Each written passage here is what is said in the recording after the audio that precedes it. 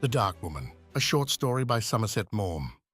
Ashendon and General Carmona went through the formalities at the frontier independently, and when they returned to their carriage, Ashendon handed back to his companion the revolver and the knife. He sighed. "Now I feel more comfortable. What do you say to a game of cards?" "I should like it," said Ashendon. The hairless Mexican opened his bag again and from a corner extracted a greasy pack of French cards. He asked Ashendon whether he played écarté, and when Ashendon told him that he did not, suggested piquet. This was a game that Ashendon was not unfamiliar with, but they settled the stakes and began. Since both were in favor of quick action, they played the game of 4 hands, doubling the first and last. Ashendon had good enough cards, but the general seemed notwithstanding always to have better. Ashendon kept his eyes open, and he was not careless of the possibility that his antagonist might correct the inequalities of chance, but he saw nothing to suggest that everything was not above board. He lost game after game. He was capoted and rubicund. The score against him mounted up and up, till he had lost something like 1,000 francs, which at that time was a tidy sum. The general smoked innumerable cigarettes. He made them himself with a twist of the finger, a lick of his tongue, and incredible celerity. At last, he flung himself against the back of his seat. "By the way, my friend, does the British government pay your card losses when you're on a mission?" he asked. "It certainly doesn't." "Well, I think you have lost enough. If it went down on your expense account, I would have proposed playing till we reached Rome, but you are sympathetic to me. If it is your own money, I do not want to win any more of it." He picked up the cards and put them aside. Ashendon somewhat ruefully took out a number of notes and handed them to the Mexican. He counted them, and with his usual neatness put them carefully folded into his pocketbook. Then, leaning forward, he patted Ashendon almost affectionately on the knee. "I like you. You are modest and unassuming. You have not the arrogance of your countrymen, and I am sure that you will take my advice in the spirit in which it is meant. Do not play piquet with people you don't know." Ashendon was somewhat mortified, and perhaps his face showed it, for the Mexican seized his hand. "My dear fellow, I have not hurt your feelings. I would not do that for the world.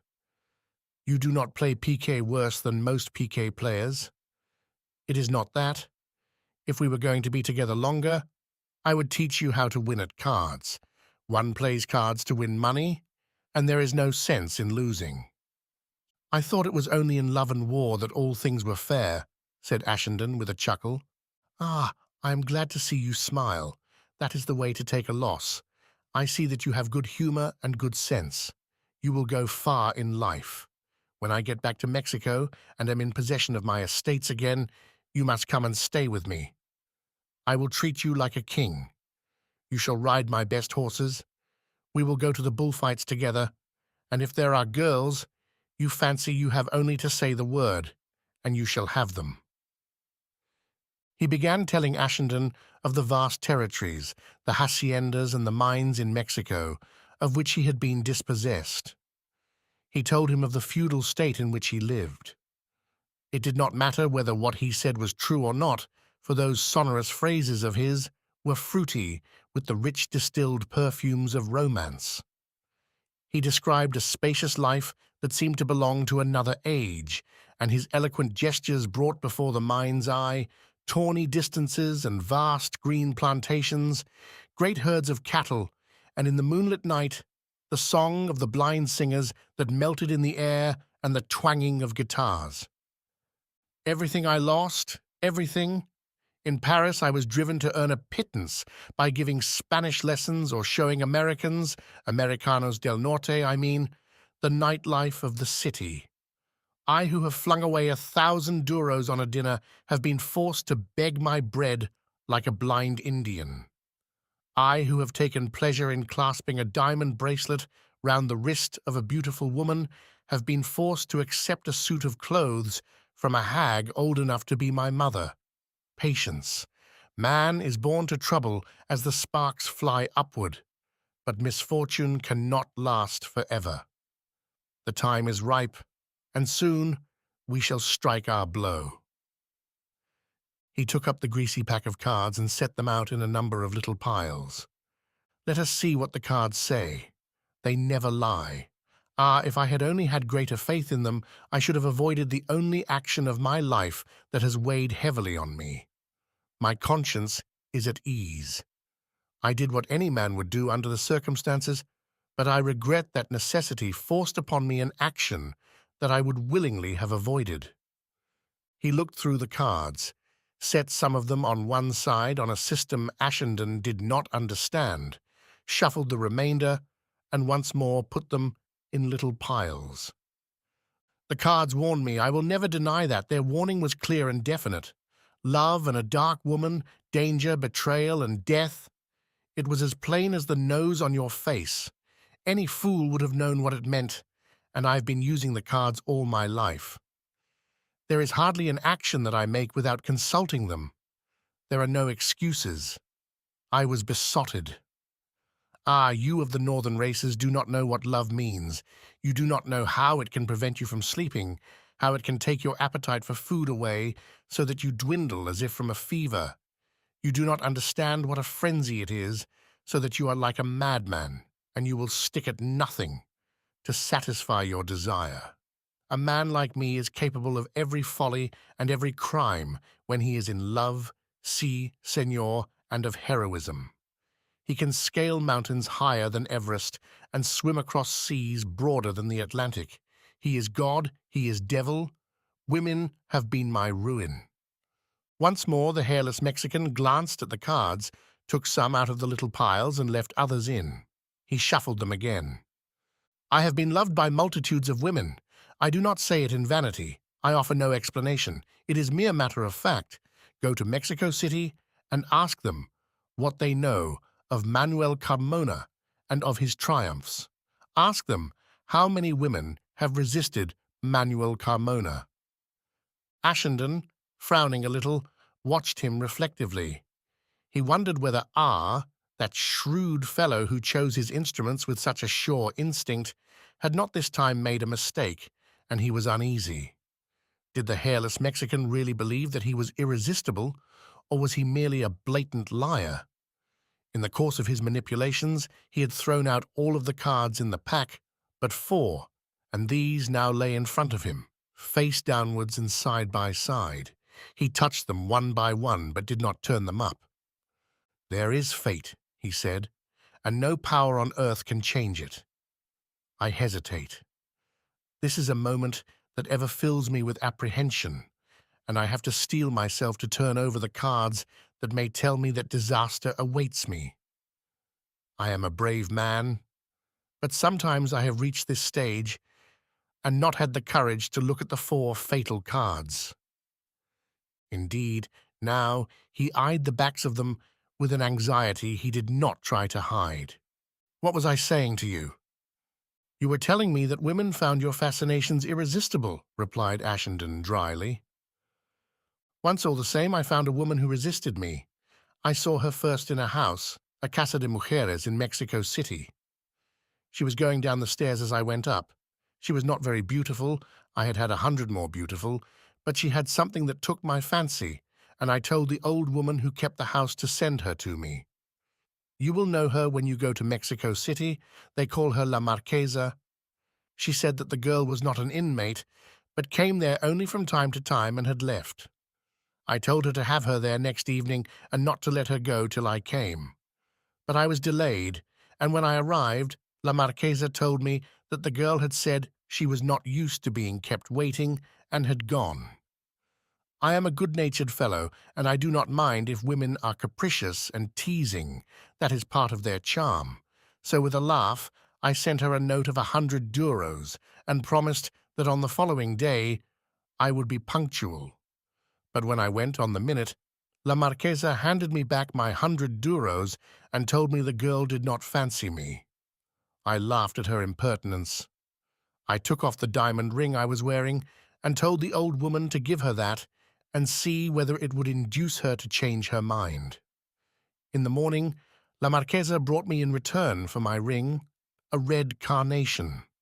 I did not know whether to be amused or angry. I am not used to being thwarted in my passions. I never hesitate to spend money. What is it for but to squander on pretty women? And I told La Marquesa to go to the girl and say that I would give her 1,000 duros to dine with me that night. Presently she came back with the answer that the girl would come on the condition that I allowed her to go home immediately after dinner. I accepted with a shrug of the shoulders. I did not think she was serious. I thought that she was saying that only to make herself more desired. She came to dinner at my house. Did I say she was not beautiful? She was the most beautiful, the most exquisite creature I had ever met. I was intoxicated. She had charm and she had wit. She had all the gracia of the Andalusian. In one word, she was adorable. I asked her why she had treated me so casually, and she laughed in my face. I laid myself out to be agreeable. I exercised all my skill. I surpassed myself. But when we finished dinner, she rose from her seat and bade me good night. I asked her where she was going. She said I had promised to let her go, and she trusted me as a man of honor to keep my word. I expostulated, I reasoned, I raved, I stormed. She held me to my word. All I could induce her to do was to consent to dine with me the following night on the same terms. You would have thought that I should be angry with her. For 7 days I paid her 1,000 silver duros to dine with me. Every evening I waited for her with my heart in my mouth, as nervous as a novillero at his first bullfight, and every evening she played with me, laughed at me, coquetted with me, and drove me frantic. I was madly in love with her. I have never loved anyone so much before or since. I could think of nothing else. I was distracted. I neglected everything. I am a patriot, and I love my country. A small band of us had got together and made up our minds that we could no longer put up with the misrule from which we were suffering. All the lucrative posts were given to other people. We were being made to pay taxes as though we were tradesmen, and we were exposed to abominable affronts. We had money and men.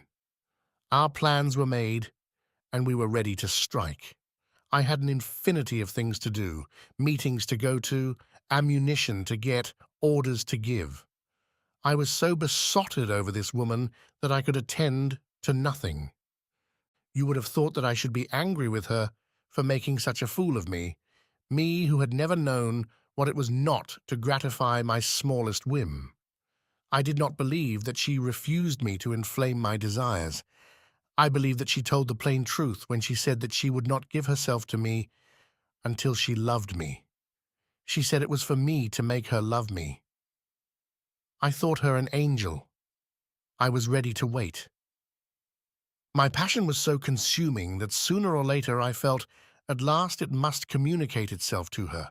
It was like a fire on the prairie that devours everything around it. And at last she said she loved me. My emotion was so terrific that I thought I should fall down and die. Oh, what rapture! Oh, what madness! I would have given her everything I possessed in the world. I would have torn down the stars from heaven to deck her hair. I wanted to do something to prove to her the extravagance of my love. I wanted to do the impossible, the incredible. I wanted to give her myself, my soul, my honor, all I had, and all I was. And that night when she lay in my arms, I told her of our plot and who we were that were concerned in it. I felt her body stiffen with attention. I was conscious of a flicker of her eyelids. There was something, I hardly knew what. The hand that stroked my face was dry and cold. A sudden suspicion seized me, and all at once I remembered what the cards had told me: love and a dark woman, danger, betrayal, and death. 3 times they'd said it, and I wouldn't heed. I made no sign that I had noticed anything. She nestled up against my heart and told me that she was frightened to hear such things, and asked me if so-and-so was concerned.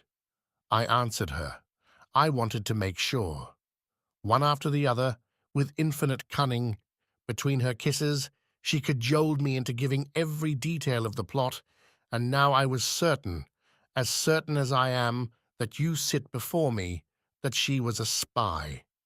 She was a spy of the president's, and she had been set to allure me with her devilish charm. And now she had wormed out of me all our secrets. The lives of all of us were in her hands, and I knew that if she left that room in 24 hours, we should be dead men. And I loved her. I loved her. Oh, words cannot tell you the agony of desire that burned my heart. Love like that is no pleasure. It is pain, pain, but the exquisite pain that transcends all pleasure. It is that heavenly anguish that the saints speak of when they are seized with a divine ecstasy. I knew that she must not leave the room alive, and I feared that if I delayed my courage, would fail me. "I think I shall sleep," she said. "Sleep, my dove," I answered. "Alma de mi corazón," she called me, "soul of my heart." They were the last words she spoke. Those heavy lids of hers, dark like a grape and faintly humid, those heavy lids of hers closed over her eyes, and in a little while I knew by the regular movement of her breast against mine that she slept. You see, one loved her. I could not bear that she should suffer. She was a spy, yes, but my heart bade me spare her the terror of knowing what must happen. It is strange, I felt no uncircumplexer because she had betrayed me. One should suffer. She was a spy, yes, but my heart bade me I only felt that my soul was enveloped in night. Poor thing, poor thing. I could have cried for pity for her. I drew my arm very gently from around her. My left arm that was, my right was free, and raised myself on my hand. But she was so beautiful that I turned my face away when one drew the knife with all my strength across her lovely throat. Without awaking, she passed from sleep to death. He stopped and stared frowning at the 4 cards that still lay, their backs upward, waiting to be turned up. It was in the cards. Why did I not take their warning? I will not look at them. Damn them. Take them away. With a violent gesture, he swept the whole pack onto the floor. Though I am a free thinker, I had masses said for her soul. He leaned back and rolled himself a cigarette. He inhaled a long breathful of smoke. He shrugged his shoulders. "The colonel said you were a writer. What do you write?" "Stories," replied Ashendon. "Detective stories." "No." "Why not?" "They are the only ones I read. If I were a writer, one should write detective stories." "They are very difficult. You need an incredible amount of invention. I devised a murder story once, but the murder was so ingenious that I could never find a way of bringing it home to the murderer. And after all, one of the conventions of the detective story is that the mystery should in the end be solved and the criminal brought to justice. If your murder is as ingenious as you think, the only means you have of proving the murderer's guilt is by the discovery of his motives. When once you have found a motive, the chances are that you will hit upon evidence that until then had escaped value. If there is no motive, the most damning evidence will be inconclusive. Imagine, for instance, that you went up to a man in a lonely street on a moonless night and stabbed him to the heart. Who would ever think of you? But if he was your wife's lover, or your brother, or had cheated or insulted you, then a scrap of paper, a bit of string, or a chance remark would be enough to hang you. What were your movements at the time he was killed? Are there not a dozen people who saw you before and after? But if he was a total stranger, you would never for a moment be suspected. It was inevitable that Jack the Ripper should escape unless he was caught in the act. Ashendon had more than one reason to change the conversation. They were parting at Rome, and he thought it necessary to come to an understanding with his companion about their respective movements. The Mexican was going to Brindisi and Ashendon to Naples. He meant to lodge at the Hotel de Belfast, which was a large second-rate hotel near the harbour, frequented by commercial travellers and the thriftier kind of tripper. It would be as well to let the general have the number of his room, so that he could come up if necessary without inquiring of the porter, and at the next stopping place, Ashendon got an envelope from the station buffet and made him address it in his own writing to himself at the post office in Brindisi. All Ashendon had to do then was to scribble a number on a sheet of paper and post it. The hairless Mexican shrugged his shoulders. To my mind, all these precautions are rather childish. There is absolutely no risk, but whatever happens, you may be quite sure that I will not compromise you. This is not the sort of job which I'm very familiar with, said Ashendon. I'm content to follow the Colonel's instructions and know no more about it than it's essential I should. Quite so. Should the exigencies of the situation force me to take a drastic step, and I get into trouble, I shall of course be treated as a political prisoner. Sooner or later Italy is bound to come into the war on the side of the Allies, and I shall be released. I have considered everything, but I beg you very seriously to have no more anxiety about the outcome of our mission than if you were going for a picnic on the Thames. But when at last they separated, and Ashendon found himself alone in a carriage on the way to Naples, he heaved a great sigh of relief. He was glad to be rid of that chattering, hideous, and fantastic creature. He was go to meet Constantine Andreadi at Brindisi, and if half of what he had told Ashendon was true, Ashendon could not but congratulate himself that he did not stand in the Greek spy's shoes. He wondered what sort of a man he was. There was a grimness in the notion of his coming across the Blue Ionian, with his confidential papers and his dangerous secrets, all unconscious of the noose into which he was putting his head. Well, that was war, and only fools thought it could be waged with kid gloves on.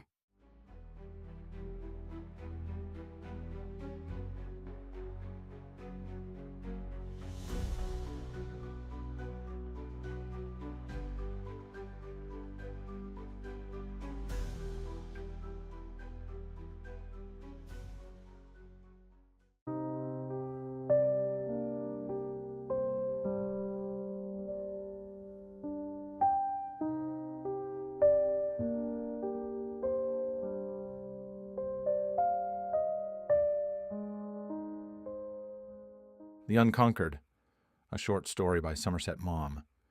He came back into the kitchen. The man was still on the floor, lying where he had hit him, and his face was bloody. He was moaning.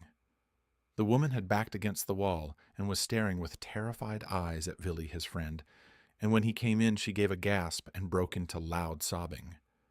Willie was sitting at the table, his revolver in his hand, with a half-empty glass of wine beside him. Hans went up to the table, filled his glass, and emptied it at a gulp. "You look as though you'd had trouble, young fellow," said Willie with a grin. Hans's face was blood-stained, and you could see the gashes of 5 sharp fingernails. He put his hand gingerly to his cheek. "She'd have scratched my eyes out if she could, the bitch. I shall have to put some iodine on, but she's all right now. You go along." "I don't know. Shall I? It's getting late." "Don't be a fool. You're a man, aren't you? What if it is getting late? We lost our way." It was still light, and the westering sun streamed into the kitchen windows of the farmhouse. Willie hesitated a moment. He was a little fellow, dark and thin-faced, a dress designer in civil life, and he didn't want Hans to think him a sissy. He got up and went towards the door through which Hans had come. When the woman saw what he was going to do, she gave a shriek and sprang forwards. "None, none!" she cried. With one step, Hans was in front of her. He seized her by the shoulders and flung her violently back. She tottered and fell. He took Willie's revolver. "Stop still." "Both of you," he rasped in French, but with his guttural German accent. He nodded his head towards the door. "Go on. I'll look after them." Willie went out, but in a moment was back again. "She's unconscious." "Well, what of it?" "I can't. It's no good." "Stupid, that's what you are. Ein Weibchen, a woman?" Willie flushed. "We'd better be getting on our way." Hans shrugged a scornful shoulder. "I'll just finish the bottle of wine, and then we'll go." He was feeling at ease, and it would have been pleasant to linger. He had been on the job since morning, and after so many hours on his motorcycle, his limbs ached. Luckily, They hadn't far to go, only to Soissons, 10 or 15 kilometers. He wondered if he'd have the luck to get a bed to sleep in. Of course, all this wouldn't have happened if the girl hadn't been a fool. They had lost their way, he and Willie. They had stopped a peasant working in a field, and he had deliberately misled them, and they found themselves on a side road. When they came to the farm, they stopped to ask for a direction. They'd asked very politely, for orders were to treat the French population well, as long as they behaved themselves. The door was opened for them by the girl, and she said she didn't know the way to Soissons, so they pushed in. Then the woman, her mother, Hans' guest, told them. The three of them, the farmer, his wife and daughter, had just finished supper, and there was a bottle of wine on the table. It reminded Hans that he was as thirsty as the devil.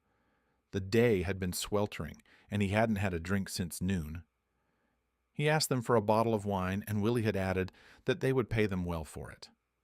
Willie was a good little chap, but soft. After all, they were the victors. Where was the French army, in headlong flight?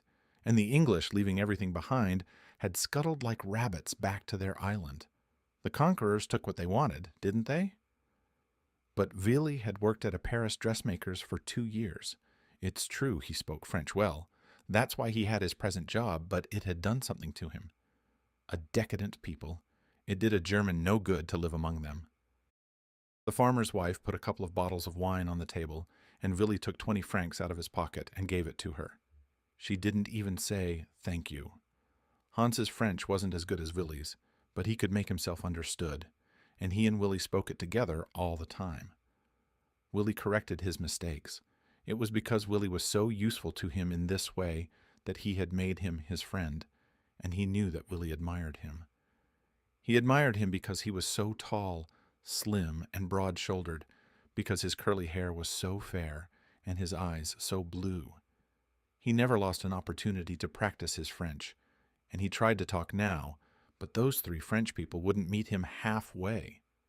He told them that he was a farmer's son himself, and when the war was over was going back to the farm.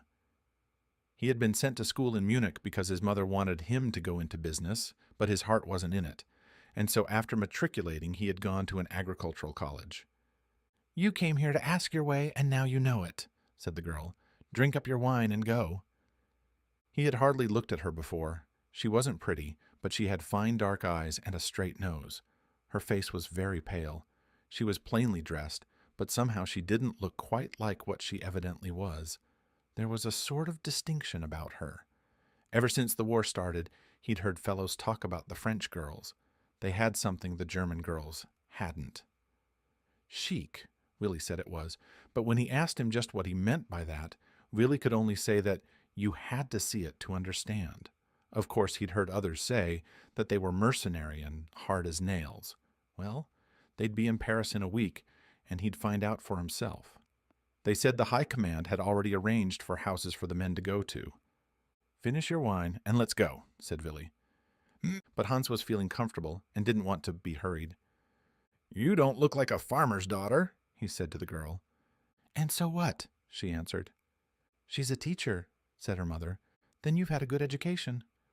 She shrugged her shoulders, but he went on good-humoredly in his bad French. "You ought to understand that this is the best thing that has ever happened to the French people. We didn't declare war. You declared war. And now we're going to make France a decent country. We're going to put order into it. We're going to teach you to work. You'll learn obedience and discipline." She clenched her fists and looked at him, her eyes black with hatred. But she did not speak. "You're drunk, Hans," said Willie. "I'm as sober as a judge. I'm only telling them the truth, and they may just as well know it at once." "He's right," she cried out, unable any longer to contain herself. "You're drunk. Now go, go." "Oh, you understand German, do you? All right, I'll go, but you must give me a kiss first." She took a step back to avoid him, but he seized her wrist. "Father," she cried, "Father!" The farmer flung himself on the German. Hans let go of her, and with all his might hit him in the face. He crumpled up on the floor. Then, before she could escape him, he caught the girl in his arms. She gave him a swinging blow on the cheek.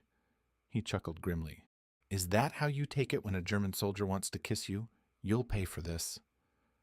With his great strength, he pinioned her arms and was dragging her out of the door. But her mother rushed at him, and catching him by the clothes, tried to pull him away. With one arm holding the girl close to him, with the flat of his other hand he gave the woman a great push, and she staggered back to the wall. "Hans, Hans!" cried Willie. "Shut up, damn you!" He put his hands over the girl's mouth to stop her shrieking and carried her out of the room. That was how it had happened, and you had to admit that she'd brought it on herself. She shouldn't have slapped him. If she'd given him the kiss he'd asked for, he'd have gone away. He gave a glance at the farmer still lying where he had fallen, and he could hardly help laughing at his funny face. There was a smile in his eyes when he looked at at the woman cowering against the wall.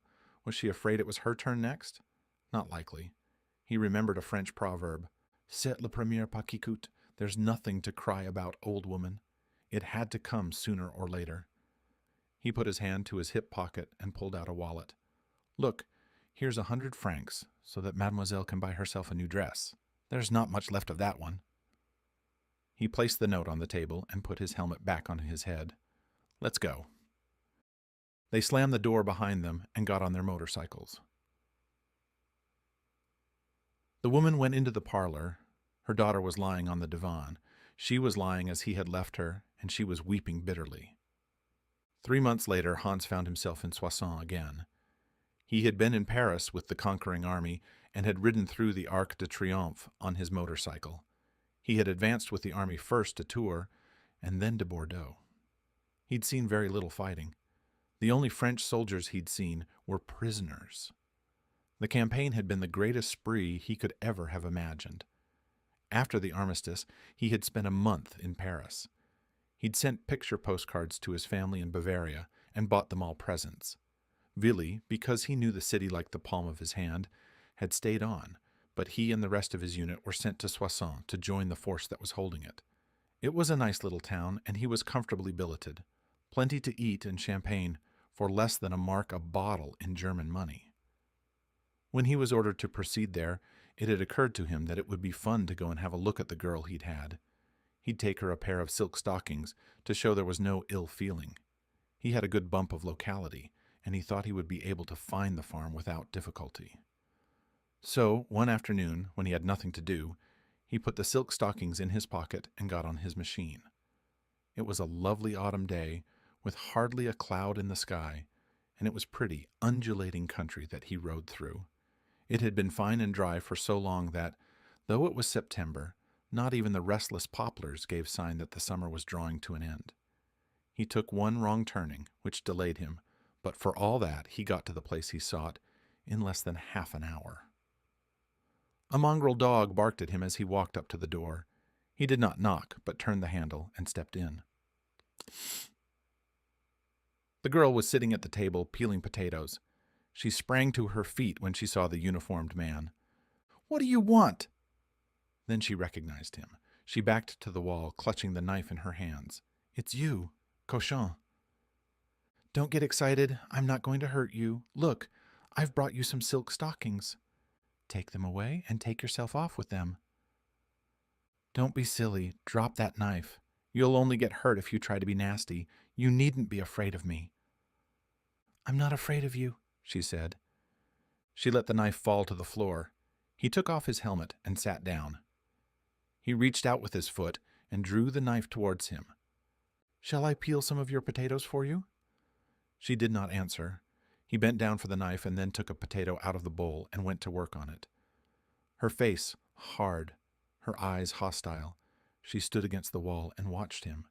He smiled at her disarmingly. "Why do you look so cross? I didn't do you much harm, you know. I was excited.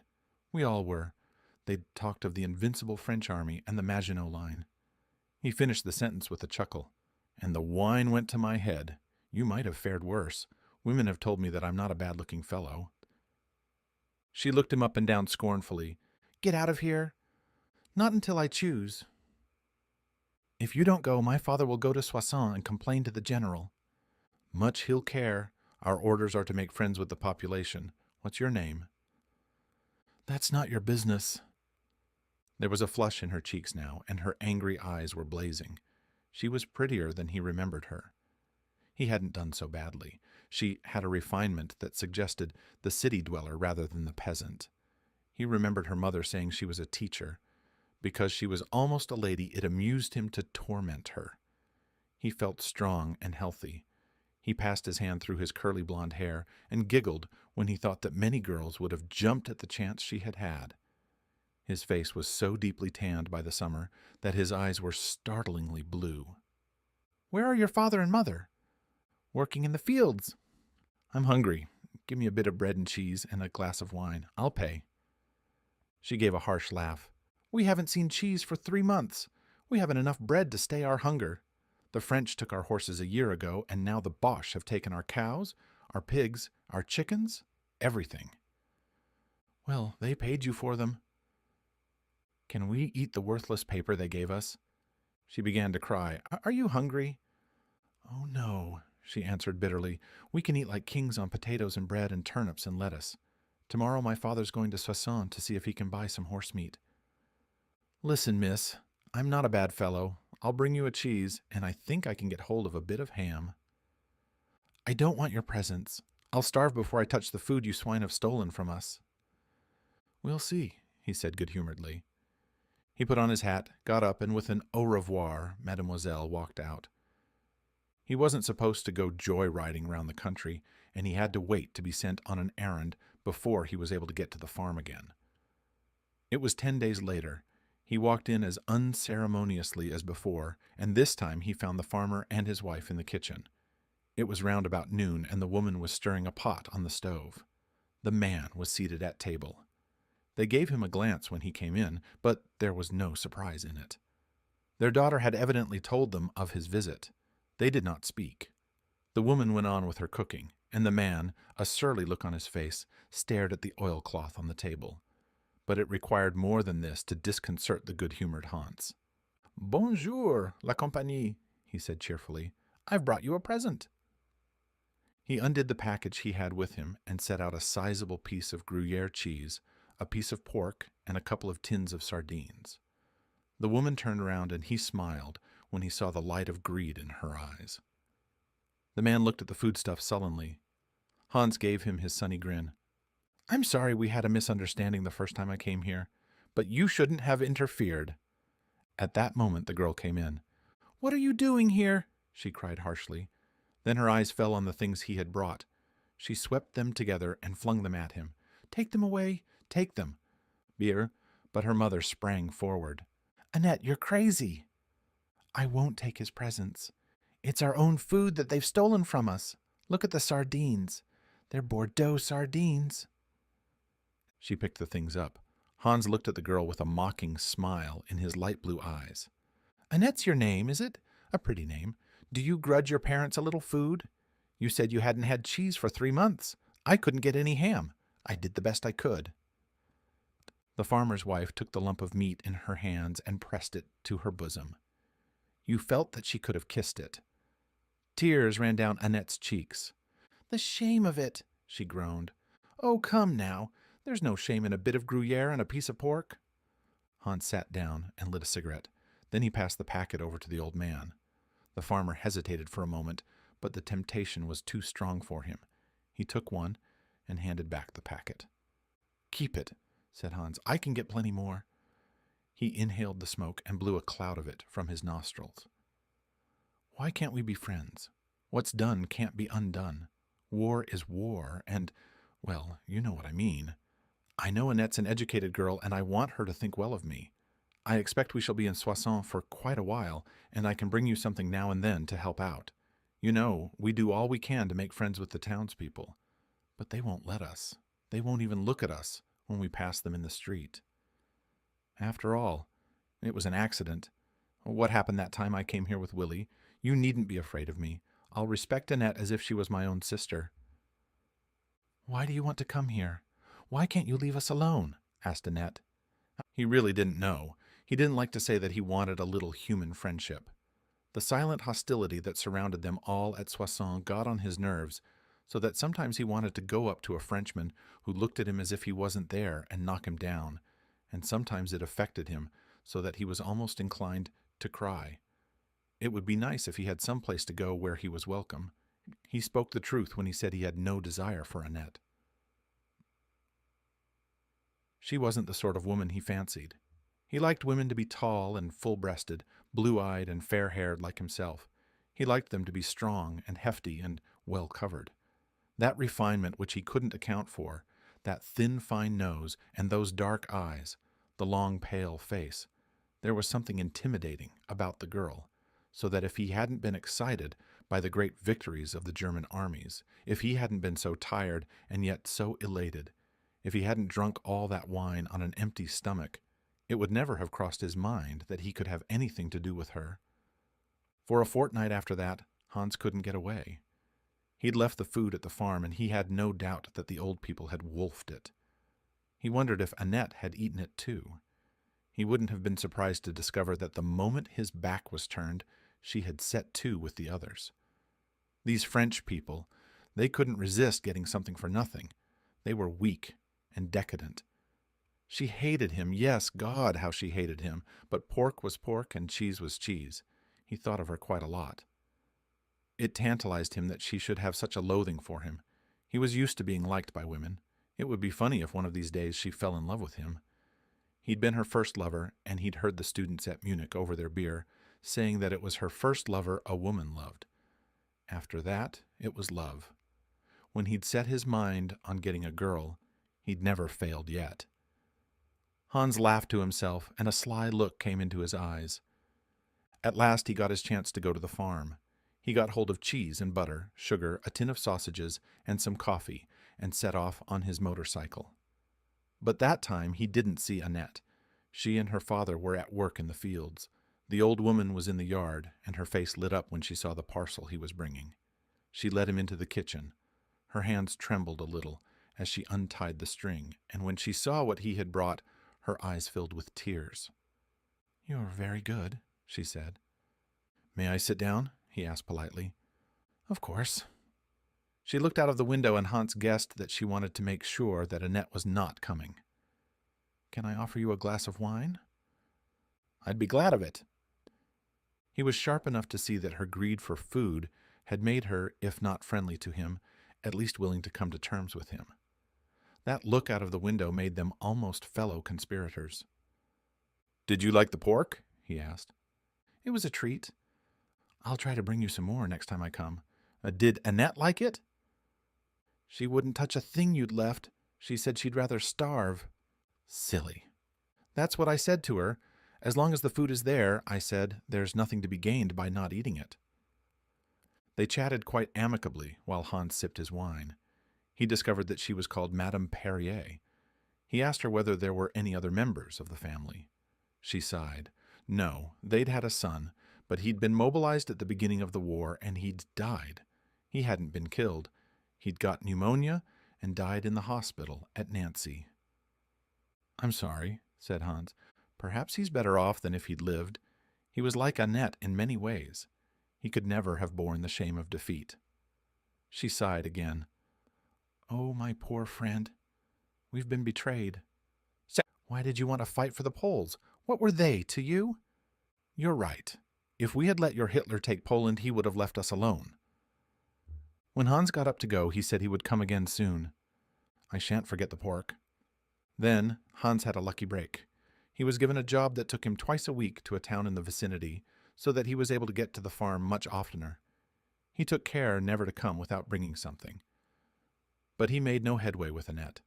Seeking to ingratiate himself with her, he used the simple wiles that he had discovered went down with women, but they only excited her derision. Thin-lipped and hard, she looked at him as though he were dirt. On more than one occasion she made him so angry that he would have liked to take her by the shoulders and shake the life out of her. Once he found her alone, and when she got up to go, he barred her passage. "Stop where you are. I want to talk to you." "Talk. I am a woman and defenseless." "What I want to say is this. For all I know, I may be here for a long time. Things aren't going to get easier for you French. They're going to get harder. I can be useful to you. Why don't you be reasonable like your father and mother?" It was true that old Perrier had come round. You couldn't say that he was cordial. He was indeed cold and gruff, but he was civil. He had even asked Hans to bring him some tobacco, and when he wouldn't accept payment for it, had thanked him. He was pleased to hear the news of Soissons and grabbed the paper that Hans brought him. Hans, a farmer's son, could talk about the farm as one who knew. It was a good farm, not too big and not too small, well watered, for a sizable brook ran through it, and well wooded, with arable land and pasture. Hans listened with understanding sympathy when the old man bewailed himself because without labor, without fertilizers, his stock taken from him, it was all going to rack and ruin. "You ask me why I can't be reasonable like my father and mother," said Annette. She pulled her dress tight and showed herself to him. He couldn't believe his eyes. What he saw caused such a convulsion in his soul as he had never known. The blood rushed to his cheeks. "You're pregnant." She sank back on her chair and, leaning her head on her hands, began to weep as though her heart would break. "The shame of it! The shame!" He sprang towards her to take her in his arms. "My sweet!" he cried. But she sprang to her feet and pushed him away. "Don't touch me! Go away! Go away! Haven't you done me enough harm already?" She flung out of the room. He waited by himself for a few minutes. He was bewildered. His thoughts in a whirl, he rode slowly back to Soissons, and when he went to bed he couldn't get to sleep for hours. He could think of nothing but Annette and her swollen body. She had been unbearably pathetic as she sat there at the table, crying her eyes out. It was his child she bore in her womb. He began to feel drowsy, and then with a start he was once more wide awake. For suddenly it came to him. It came to him with the shattering suddenness of gunfire. He was in love with her. It was such a surprise, such a shock, that he couldn't cope with it. Of course, he'd thought of her a lot, but never in that way. He'd thought it would be a great joke if he made her fall in love with him. It would be a triumph if the time came when she offered what he had taken by force. But not for a moment had it occurred to him that she was anything to him but a woman like another. She wasn't his type. She wasn't very pretty. There was nothing to her. Why should he have, all of a sudden, this funny feeling for her? It wasn't a pleasant feeling either. It was a pain. But he knew what it was all right. It was love, and it made him feel happier than he had ever felt in his life. He wanted to take her in his arms. He wanted to pet her. He wanted to kiss those tear-stained eyes of hers. He didn't desire her, he thought, as a man desires a woman. He wanted to comfort her. He wanted her to smile at him. Strange, he had never seen her smile. He wanted to see her eyes. Fine eyes they were, beautiful eyes, soft with tenderness. For 3 days he could not leave Soissons, and for 3 days and 3 nights, he thought of Annette and the child she would bear. Then he was able to go to the farm. He wanted to see Madame Perrier by herself, and luck was with him, for he met her on the road some way from the house. She had been gathering sticks in the wood and was going home with a great bundle on her back. He stopped his motorcycle. He knew that the friendliness she showed him was due only to the provisions he brought with him, but he didn't care. It was enough that she was mannerly and that she was prepared to be so, as long as she could get something out of him. He told her he wanted to talk to her and asked her to put her bundle down. She did as he bade. It was a gray, cloudy day, but not cold. "I know about Annette," he said. She started. "How did you find out? She was set on your not knowing." "She told me." "That was a pretty job of work you did that evening." "I didn't know. Why didn't you tell me sooner?" She began to talk, not bitterly, not blaming him even, but as though it were a misfortune of nature, like a cow dying and giving birth to a calf, or a sharp spring frost nipping the fruit trees and ruining the crop, a misfortune that humankind must accept with resignation and humility. After that dreadful night, Annette had been in bed for days with a high fever. They thought she was going out of her mind. She would scream for hours on end. There were no doctors to be got. The village doctor had been called to the colors. Even in Soissons, there were only 2 doctors left, old men, both of them. And how could they get to the farm even if it had been possible to send for them? They weren't allowed to leave the town. Even when the fever went down, Annette was too ill to leave her bed. And when she got up, she was so weak, so pale. It was pitiful. The shock had been terrible, and when a month went by, and another month, without her being unwell, she paid no attention. She had always been irregular. It was Madame Perrier who first suspected that something was wrong. She questioned Annette. They were terrified, both of them, but they weren't certain, and they said nothing to Perrier. When the third month came, it was impossible to doubt any longer. Annette was pregnant. They had an old Citroën in which, before the war, Madame Perrier had taken the farm produce into the market at Soissons 2 mornings a week. But since the German occupation, they had had nothing to sell that made the journey worthwhile. Petrol was almost unobtainable, but now they got it out and drove into town. The only cars to be seen were the military cars of the Germans. German soldiers lounged about. There were German signs in the streets, and on public buildings proclamations in French signed by the officer commanding. Many shops were closed. They went to the old doctor they knew, and he confirmed their suspicions. But he was a devout Catholic and would not help them. When they wept, he shrugged his shoulders. "You're not the only one," he said. "Il faut souffrir." They knew about the other doctor, too, and went to see him. They rang the bell, and for a long time no one answered. At last the door was opened by a sad-faced woman in black.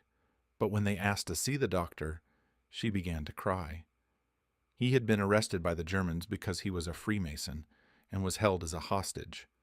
A bomb had exploded in a cafe frequented by German officers, and 2 had been killed and several wounded.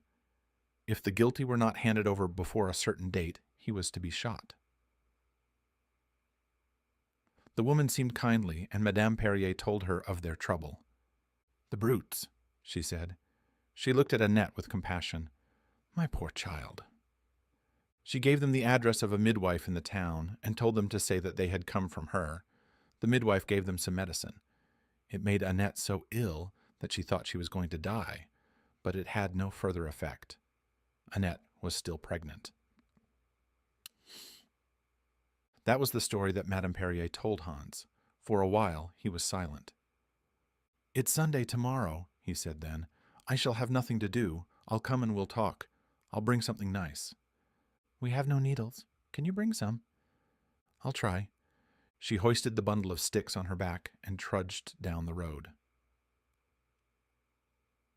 Hans went back to Soissons. He dared not use his motorcycle, so next day he hired a push-bike. He tied his parcel of food on the carrier. It was a larger parcel than usual because he had put a bottle of champagne into it. He got to the farm when the gathering darkness made it certain that they would all be home from work. It was warm and cozy in the kitchen when he walked in. Madame Perrier was cooking, and her husband was reading a Parissoir. Annette was darning stockings. "Look, I've brought you some needles," he said as he undid his parcel. "And here's some material for you, Annette." "I don't want it." "Don't you?" he grinned. "You'll have to begin making things for the baby." "That is true, Annette," said her mother, "and we have nothing." Annette did not look up from her sewing. Madame Perrier's greedy eyes ran over the contents of the parcel. A bottle of champagne. Hans chuckled.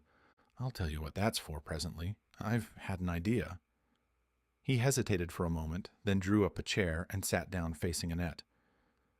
"I don't know quite how to begin.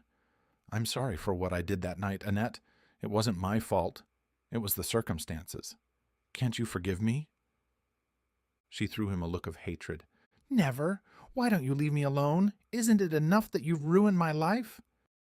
"Well, that's just it. Perhaps I haven't. When I knew you were going to have a baby, it had a funny effect on me. It's all different now. It's made me so proud." "Proud?" She flung at him viciously. "I want you to have the baby, Annette. I'm glad you couldn't get rid of it." "How dare you say that?" "But listen to me. I've been thinking of nothing else since I knew. The war will be over in 6 months. We shall bring the English to their knees in the spring. They haven't got a chance. And then I shall be demobilized and I'll marry you." "You? Why?" He blushed under his tan. He could not bring himself to say it in French, so he said it in German. He knew she understood it. "Ich liebe dich." What does he say? Asked Madame Perrier. He says he loves me. Annette threw back her head and broke into a peal of harsh laughter. She laughed louder and louder, and she couldn't stop, and tears streamed from her eyes. Madame Perrier slapped her sharply on both cheeks. Don't pay any attention, she said to Hans. It's hysteria. Her condition, you know. Annette gasped. She gained control over herself. I brought the bottle of champagne to celebrate our engagement, said Hans. That's the bitterest thing of all, said Annette, that we were beaten by fools, by such fools. Hans went on speaking in German. I didn't know I loved you till that day when I found out that you were going to have a baby. It came like a clap of thunder, but I think I've loved you all the time. What does he say? Asked Madame Perrier. Nothing of importance. He fell back into French. He wanted Annette's parents to hear what he had to say. I'd marry you now, only they wouldn't let me. And don't think I'm nothing at all. My father's well-to-do, and we're well thought of in our commune. I'm the eldest son, and you'd want for nothing. Are you a Catholic? Asked Madame Perrier. Yes, I'm a Catholic. That's something. It's pretty, the country where we live, and the soil's good. There's not better farming land between Munich and Innsbruck, and it's our own. My grandfather bought it after the War of '70, and we've got a car and a radio, and we're on the telephone. Annette turned to her father. He has all the tact in the world, this gentleman, she cried ironically. She eyed Hans. It would be a nice position for me, the foreigner from the conquered country, with a child born out of wedlock. It offers me a chance of happiness, doesn't it? A fine chance. Perrier, a man of few words, spoke for the first time. No, I don't deny that it's a fine gesture you're making. I went through the last war, and we all did things we wouldn't have done in peacetime. Human nature is human nature. But now that our son is dead, Annette is all we have. We can't let her go. I thought you might feel that way, said Hans, and I've got my answer to that. I'll stay here. Annette gave him a quick look. What do you mean? Asked Madame Perrier. I've got another brother. He can stay and help my father. I like this country. With energy and initiative, a man could make a good thing of your farm. When the war's over, a lot of Germans will be settling here. It's well known that you haven't got enough men in France to work the land you've got. A fellow gave us a lecture the other day at Soissons. He said that 1/3 of the farms were left uncultivated because there aren't the men to work them. Not? Perrier and his wife exchanged glances, and Annette saw that they were wavering. That was what they wanted since their son had died, a son-in-law who was strong and hefty and could take over when they grew too old to do more than potter about. That changes the case, said Madame Perrier. It's a proposition to consider. Hold your tongue, cried Annette roughly. She leant forward and fixed her burning eyes on the German. I'm engaged to a teacher who worked in the boys' school in the town where I taught. We were to be married after the war.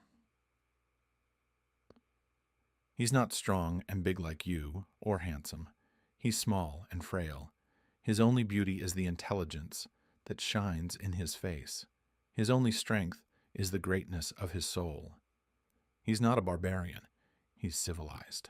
He has 1,000 years of civilization behind him. I love him. I love him with all my heart and soul. Hans's face grew sullen. It had never occurred to him that Annette might care for anyone else. Where is he now? Where do you suppose he is? In Germany, a prisoner and starving, while you eat the fat of our land. How many times have I got to tell you that I hate you? You ask me to forgive you. Never. You want to make reparation. You fool. She threw her head back, and there was a look of intolerable anguish on her face. Ruined. Oh, he'll forgive me. He's tender. But I'm tortured by the thought that one day the suspicion may come to him that perhaps I hadn't been forced, that perhaps I'd given myself to you for butter and cheese and silk stockings. I shouldn't be the only one. And what would our life be with that child between us? Your child, a German child, big like you and blonde like you and blue-eyed like you. Oh my God, why do I have to suffer this? She got up and went swiftly out of the kitchen. For a minute, the three were left in silence. Hans looked ruefully at his bottle of champagne. He sighed and rose to his feet. When he went out, Madame Perrier accompanied him. Did you mean it when you said you would marry her? She asked him, speaking in a low voice. Yes, every word. I love her. And you wouldn't take her away? You'd stay here and work on the farm? I promise you. Evidently, my old man can't last forever. At home, you'd have to share with your brother. Here, you'd share with nobody. There's that, too. We never were in favor of Annette marrying that teacher. But our son was alive then, and he said, if she wants to marry him, why shouldn't she? Annette was crazy about him, but now that our son's dead, poor boy, it's different. Even if she wanted to, how could she work the farm alone? It would be a shame if it was sold. I know how one feels about one's own land. They had reached the road. She took his hand and gave it a little squeeze. Come again soon. Hans knew that she was on his side. It was a comfort to him to think that, as he rode back to Soissons. It was a bother that Annette was in love with somebody else. Fortunately, he was a prisoner. Long before he was likely to be released, the baby would be born. That might change her. You could never tell with a woman. Why, in his village there'd been a woman who was so much in love with her husband that it had been a joke, and then she had a baby, and after that, she couldn't bear the sight of him. Well, why shouldn't the contrary happen too? And now that he'd offered to marry her, she must see that he was a decent sort of fellow. God, how pathetic she'd looked with her head flung back, and how well she'd spoken. What language! An actress on the stage couldn't have expressed herself better, and yet it had all sounded so natural. You had to admit that these French people knew how to talk. Oh, she was clever. Even when she lashed him with that bitter tongue, it was a joy to listen to her. He hadn't had a bad education himself, but he couldn't hold a candle to her. Culture, that's what she had.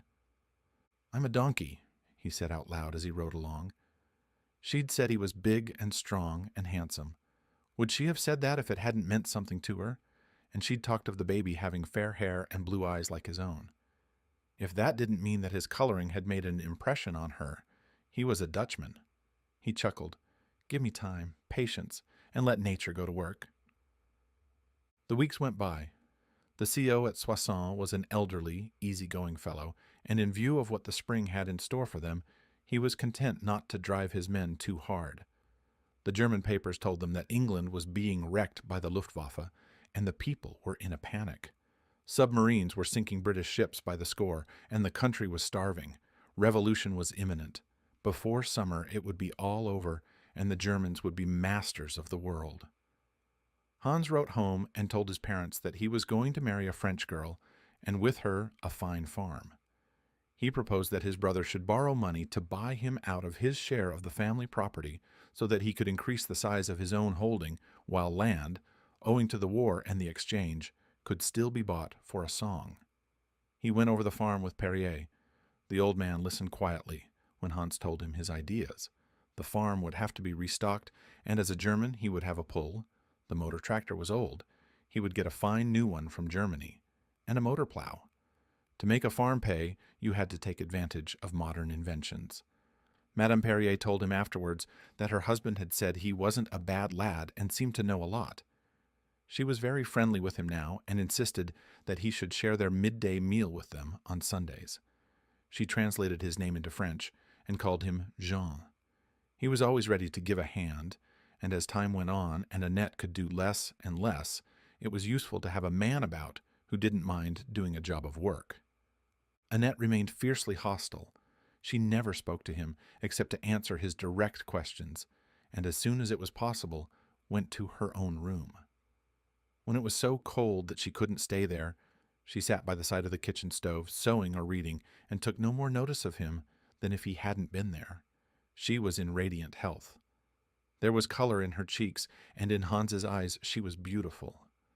Her approaching maternity had given her a strange dignity, and he was filled with exultation when he gazed upon her. Then, one day, when he was on his way to the farm, he saw Madame Perrier in the road waving to him to stop. He put his brakes on hard. I've been waiting for an hour. I thought you'd never come. You must go back. Pierre is dead. Who's Pierre? Pierre Gavin, the teacher Annette was going to marry. Hans's heart leapt. What luck! Now he'd have his chance. Is she upset? She's not crying. When I tried to say something, she bit my head off. If she saw you today, she's capable of sticking a knife into you. It's not my fault if he died. How did you hear? A prisoner, a friend of his, escaped through Switzerland, and he wrote to Annette. We got the letter this morning. There was a mutiny in the camp because they weren't given enough to eat, and the ringleaders were shot. Pierre was one of them. Hans was silent. He could only think it served the man right. What did they think that a prison camp was? The Ritz? Give her time to get over the shock, said Madame Perrier. When she's calmer, I'll talk to her. I'll write you a letter when you can come again.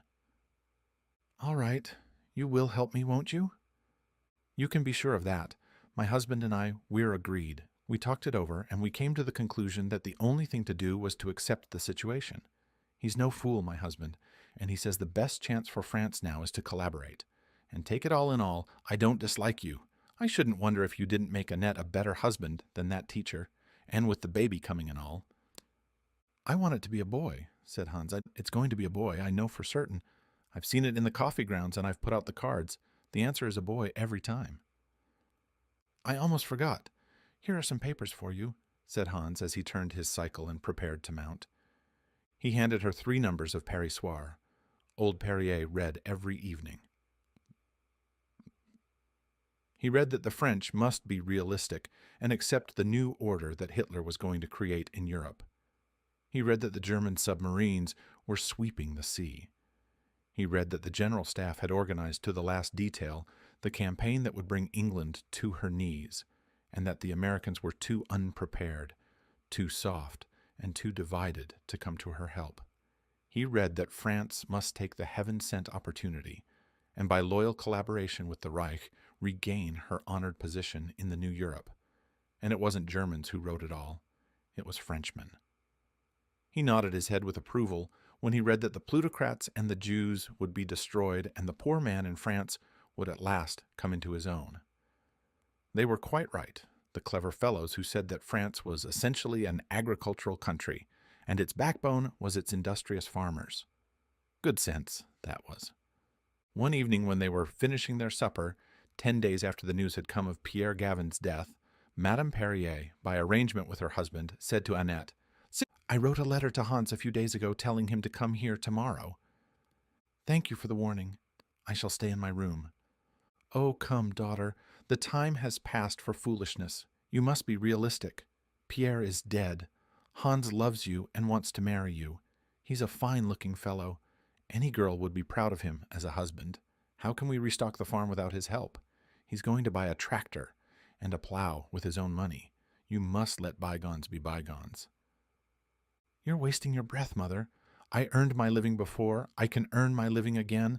I hate him. I hate his vanity and his arrogance. I could kill him.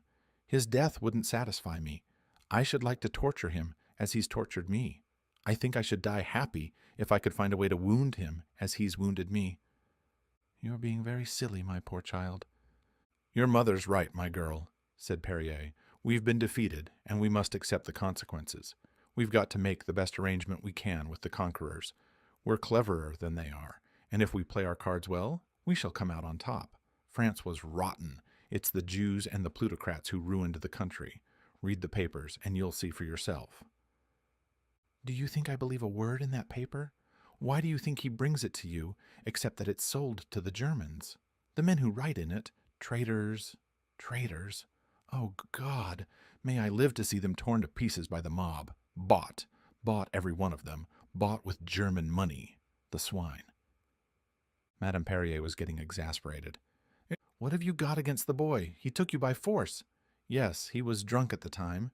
It's not the first time that's happened to a woman, and it won't be the last time. He hit your father, and he bled like a pig. But does your father bear him malice? It was an unpleasant incident, but I've forgotten it, said Perrier. Annette burst into harsh laughter. You should have been a priest. You forgive injuries with a spirit truly Christian. And what is there wrong about that? Asked Madame Perrier angrily. Hasn't he done everything he could to make amends? Where would your father have got his tobacco all these months if it hadn't been for him? If we haven't gone hungry, it's owing to him. If you'd had any pride, if you'd had any sense of decency, you'd have thrown his presents in his face. You've profited by them, haven't you? Never, never. It's a lie, and you know it. You've refused to eat the cheese he brought and the butter and the sardines. But the soup you've eaten, you know I put the meat in it that he brought. And the salad you ate tonight, if you didn't have to eat it dry, it's because he brought me oil." Annette sighed deeply. She passed her hand over her eyes. "I know. I tried not to. I couldn't help myself. I was so hungry. Yes, I knew his meat went into the soup, and I ate it. I knew the salad was made with his oil. I wanted to refuse it. I had such a longing for it. It wasn't I that ate it. It was a ravenous beast within me."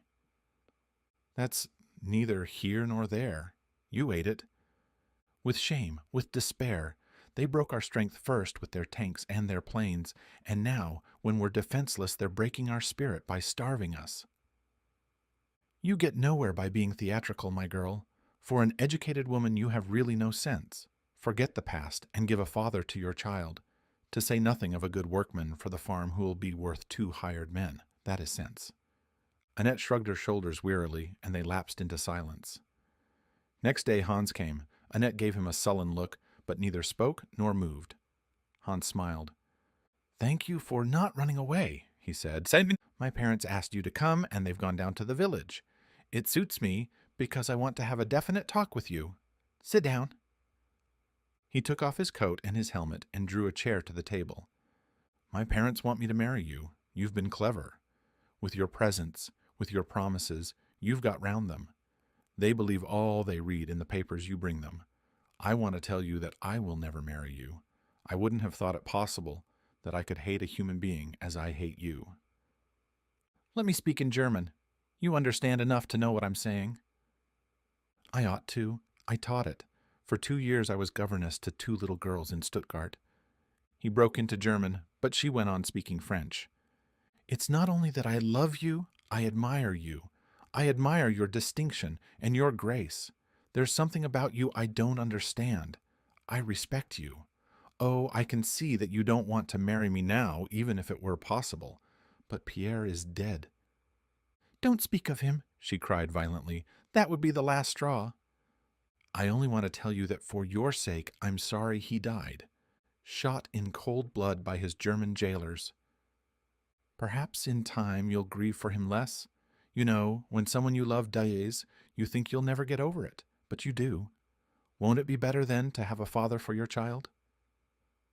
Even if there were nothing else, do you think I could ever forget that you are a German, and I'm a French woman? If you weren't as stupid as only a German can be, you'd see that that child must be a reproach to me as long as I live. Do you think I have no friends? How could I ever look them in the face with the child I had with a German soldier? There's only one thing I ask you. Leave me alone with my disgrace.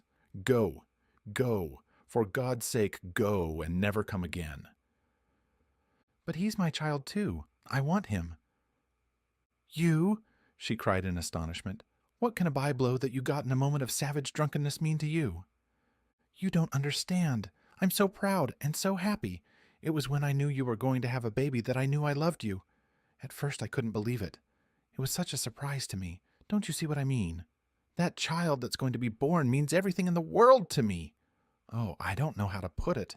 It's put feelings in my heart that I don't understand myself." She looked at him intently, and there was a strange gleam in her eyes. You would have said it was a look of triumph. She gave a short laugh. "I don't know whether I more loathe the brutality of you Germans or despise your sentimentality." He seemed not to have heard what she said. "I think of him all the time." "You've made up your mind it'll be a boy?" "I know it'll be a boy. I want to hold him in my arms, and I want to teach him to walk. And then when he grows older, I'll teach him all I know. I'll teach him to ride, and I'll teach him to shoot. Are there fish in your brook? I'll teach him to fish. I'm going to be the proudest father in the world." She stared at him with hard, hard eyes. Her face was set and stern. An idea, a terrible idea, was forming itself in her mind. He gave her a disarming smile. "Perhaps when you see how much I love our boy, you'll come to love me too. I'll make you a good husband, my pretty." She said nothing. She merely kept on gazing at him sullenly. "Haven't you one kind word for me?" he said. She flushed. She clasped her hands tightly together. "Others may despise me. I will never do anything that can make me despise myself. You are my enemy, and you will always be my enemy. I only live to see the deliverance of France. It'll come. Perhaps not next year or the year after. Perhaps not for 30 years, but it'll come. The rest of them can do what they like. I will never come to terms with the invaders of my country. I hate you, and I hate this child that you've given me. Yes, we've been defeated. Before the end comes, you'll see that we haven't been conquered. Now go. My mind's made up, and nothing on God's earth can change it." He was silent for a minute or two. "Have you made arrangements for a doctor? I'll pay all the expenses." "Do you suppose we want to spread our shame through the whole countryside? My mother will do all that's necessary." "But supposing there's an accident? And supposing you mind your own business?" He sighed and rose to his feet. When he closed the door behind him, she watched him walk down the pathway that led to the road. She realized with rage that some of the things he said had aroused in her heart a feeling that she had never felt for him before. "Oh, God, give me strength," she cried. Then, as he walked along, the dog, an old dog they'd had for years, ran up to him barking angrily. He had tried for months to make friends with the dog, but it had never responded to his advances. When he tried to pat it, it backed away growling and showing its teeth. And now, as the dog ran towards him, irritably giving way to his feeling of frustration, Hans gave it a savage, brutal kick, and the dog was flung into the bushes and limped yelping away. "The beast!" she cried. "Lies, lies, lies, and I was weak enough to be almost sorry for him." There was a looking-glass hanging by the side of the door, and she looked at herself in it. She drew herself up and smiled at her reflection. But rather than a smile, it was a fiendish grimace. It was now March. There was a bustle of activity in the garrison at Soissons. There were inspections, and there was intensive training. Rumor was rife. There was no doubt they were going somewhere, but the rank and file could only guess where. Some thought they were being got ready at last for the invasion of England. Others were of opinion that they would be sent to the Balkans, and others again talked of the Ukraine. Hans was kept busy. It was not till the second Sunday afternoon that he was able to get out to the farm. It was a cold gray day, with sleet that looked as though it might turn to snow, falling in sudden windy flurries. The country was grim and cheerless. "You!" cried Madame Perrier when he went in. "We thought you were dead." "I couldn't come before. We're off any day now. We don't know when." "The baby was born this morning. It's a boy." Hans's heart gave a great leap in his breast. He hung his arms round the old woman and kissed her on both cheeks. "A Sunday child, he ought to be lucky. Let's open the bottle of champagne. How's Annette?" "She's as well as can be expected. She had a very easy time. She began to have pains last night, and by 5 o'clock this morning it was all over." Old Perrier was smoking his pipe, sitting as near the stove as he could get. He smiled quietly at the boy's enthusiasm. "One's first child. It has an effect on one," he said. "He has quite a lot of hair, and it's as fair as yours. And blue eyes just like you said he'd have," said Madame Perrier. "I've never seen a lovelier baby. He'll be just like his papa." "Oh, my God, I'm so happy," cried Hans. "How beautiful the world is. I want to see Annette." "I don't know if she'll see you. I don't want to upset her on account of the milk." "No, no, don't upset her on my account. If she doesn't want to see me, it doesn't matter. But let me see the baby just for a minute." "I'll see what I can do. I'll try to bring it down." Madame Perrier went out, and they heard her heavy tread clumping up the stairs. But in a moment they heard her clattering down again. She burst into the kitchen. "They're not there. She isn't in her room. The baby's gone." Perrier and Hans cried out, and without thinking what they were doing, all three of them scampered upstairs. The harsh light of the winter afternoon cast over the shabby furniture, the iron bed, the cheap wardrobe, the chest of drawers, a dismal squalor. There was no one in the room. "Where is she?" screamed Madame Perrier. She ran into the narrow passage, opening doors, and called the girl's name. "Annette, Annette, oh, what madness!" Perhaps in the sitting room. They ran downstairs to the unused parlor. An icy air met them as they opened the door. They opened the door of a storeroom. "She's gone out. Something awful has happened." How could she have got out? Asked Hans, sick with anxiety. Through the front door, you fool. Perrier went up to it and looked. That's right. The bolt's drawn back. Oh, my God, what madness! Cried Madame Perrier. It'll kill her. We must look for her, said Hans. Instinctively, because that was the way he always went in and out, he ran back into the kitchen, and the others followed him. Which way? The brook, the old woman gasped. He stopped as though turned to stone with horror. He stared at the old woman aghast. I'm frightened, she cried. I'm frightened. Hans flung open the door, and as he did so, Annette walked in. She had nothing on but her nightdress and a flimsy rayon dressing gown. It was pink with pale blue flowers. She was soaked, and her hair, disheveled, clung damply to her head and hung down her shoulders in bedraggled wisps. She was deathly white. Madame Perrier sprang towards her and took her in her arms. Where have you been? Oh, my poor child, you're wet through. What madness! But Annette pushed her away. She looked at Hans. You've come at the right moment, you. Where's the baby? Cried Madame Perrier. I had to do it at once. I was afraid if I waited I shouldn't have the courage. Annette, what have you done? I've done what I had to do.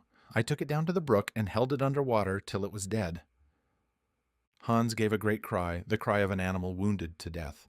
He covered his face with his hands and, staggering, like a drunken man, flung out of the door. Annette sank into a chair and, leaning her forehead on her two fists, burst into passionate weeping.